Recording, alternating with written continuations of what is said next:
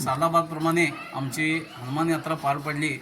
त्या हनुमान यात्रे मंदिरसाठी एक सागवानी आमची समोरची चौकट आहे, त्या चौकटीसाठी जे भक्त लोक कापूर व इतर सामान त्याच्यावर ठेवून जात होते किंवा ते चौकटीचं नुकसान होत होतं, त्यासाठी आम्ही सर्व देवस्थान कमिटी म्हणून विचार केला की ते चौकटीवर एक पत्रा मारावा, पितळेचा पत्रा।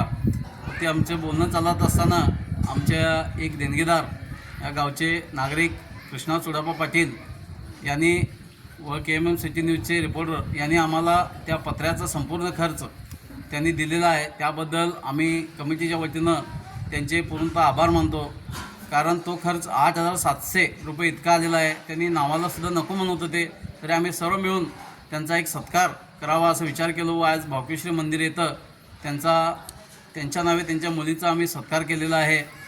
या आई भावकेश्वरींनी त्यांना पुढील आयुष्य आरोग्य लाभावं व असंच देणगी देण्याची शक्ती द्यावी अशी मी आईच्यांनी प्रार्थना करतो व पुन्हा एकदा त्यांच्या सर्वांच्यातून आभार मानतो।